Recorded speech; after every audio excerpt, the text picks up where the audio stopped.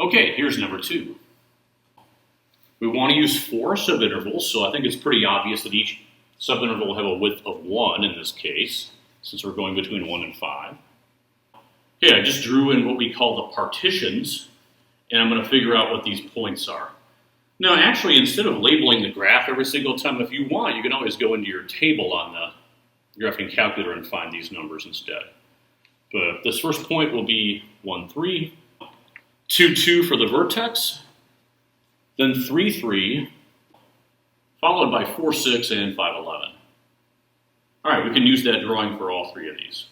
Let's start with LRAM. Okay, LRAM, we're going to come from the left, so at first it's going to look like an over approximation, but then it becomes an under approximation the rest of the way as we head from the left. And I think it's pretty obvious that you can tell it's going to be an under approximation of the real yellow area. I mean, yeah, sure, we counted some white that we shouldn't have, but we sure left out a lot more yellow. All right, so the 4 rectangles, again, width of 1, the heights will be 3, 2, 3 again, and 6. And again, this 11 at the end is not used.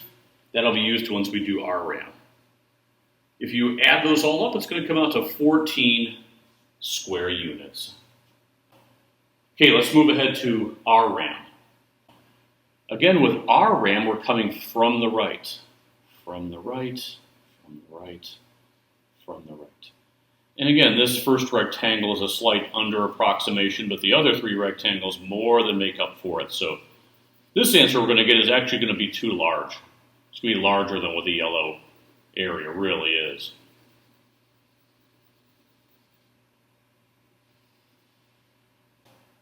Okay, this time around the 3 doesn't get to play, but the others do. The 2, 3, 6, and 11 will be added together, giving us an answer of 22 square units. All right, and last but certainly not least, midpoint rectangular approximation method, MRAM. Because we're using MRAM, we want to keep the partitions, but we don't want to use these points. Instead, we want to go in between and use x equals 1.5, 2.5, 3.5, and 4.5. I think it's a bit more advantageous to just go ahead and onto the graphing calculator, go to second table, and just look up the points there. You'll see that you have a pair of 2.25s, a 4.25, and an 8.25. Those will be the 4 heights of these rectangles. Again, all the rectangles still have a width of 1. And when you work this out, I like how all the 1/4 end up making this a whole number answer of 17 square units. And for what it's worth, if you happen to integrate this, the actual answer is 17 1/3. So the MRAM is actually a pretty good approximation. It's fairly accurate. Okay, moving on. All right, it wouldn't be good if we didn't do at least one with trig in it. So I went ahead and made y equals cosine of x over 2. And we're going to keep it between negative pi and positive pi. So again, 4 subintervals, each of which would have a width of pi over 2. I'm just going to throw all 3 answers on the same slide this time. All right, if you get your points, you can see that negative pi and positive pi actually have a height of 0. Right in the middle, the height is 1, because that's cosine of pi over 2. And if you take these pi over 2's right here, and this negative pi over 2, and you plug it in, it's going to be the cosine of pi over 4. Of course, that's 45 degrees. Cosine of 45 is rad 2 over 2, which is 0.7071. So that is going to be how high those are. Again, this is a height of 1. These 2 dots have 0 heights. Okay, we'll start with LRAM. So we're going to be coming from the left, from the left, from the left, from the left. All right, well, the first rectangle got squashed completely flat, which is fine. Its height is 0.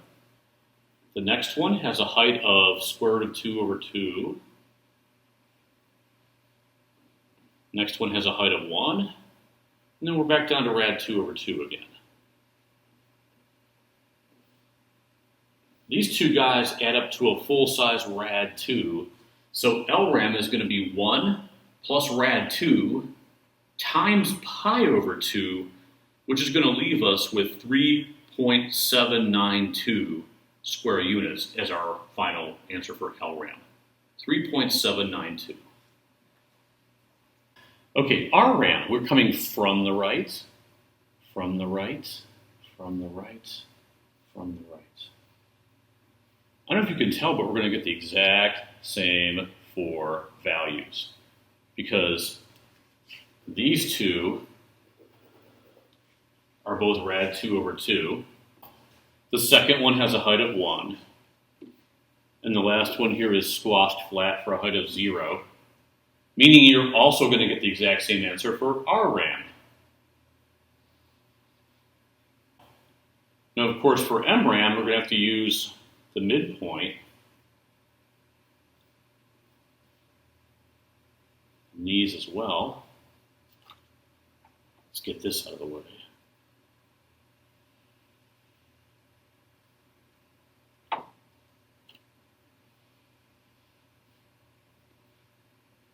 It'll be these 4 rectangles right here.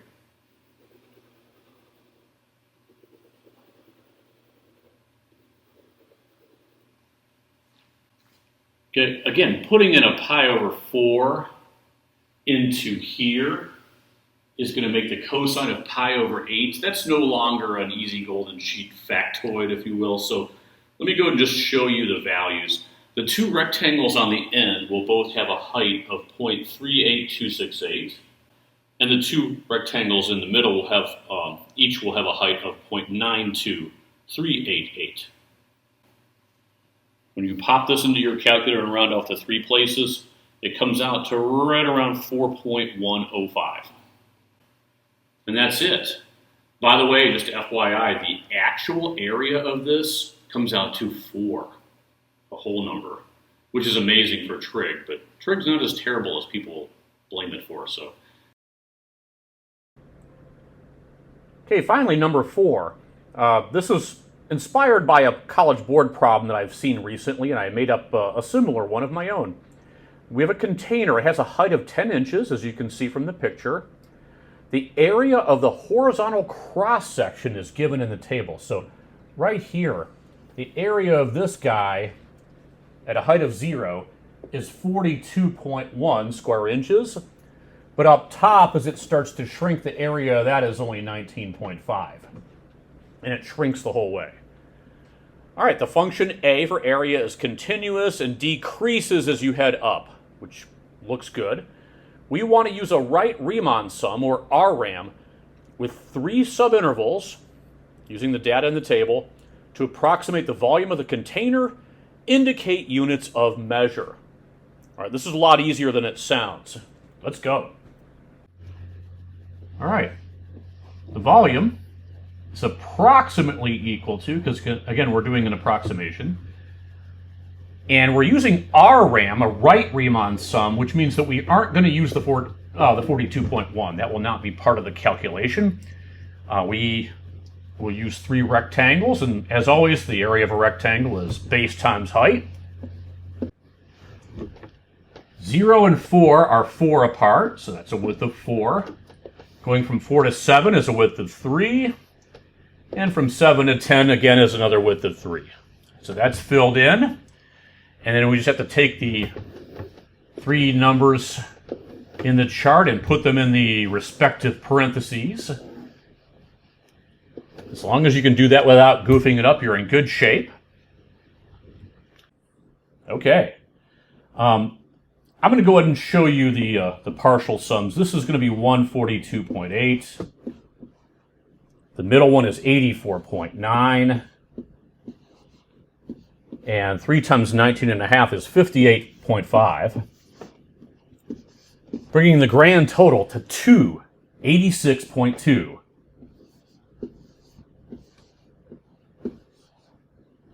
And of course, we want indicate units of measure. We want cubic inches, because this is volume, so we want to be cubic. And that's the approximate volume of that shape. Now, College Board made this particular problem in the recent past a non-calculator problem, but their numbers were a lot more student-friendly. Anything that would be this computationally intricate, they're going to let you have a calculator on. So, and if they're going to take your technology away, they've got to dumb down the numbers a bit. So, I'm okay if you used calculator on this. I would have just typed it all in at once and gotten directly to 286.2. All right, well, that does it. We'll see you again next time. Have a great afternoon. Take care.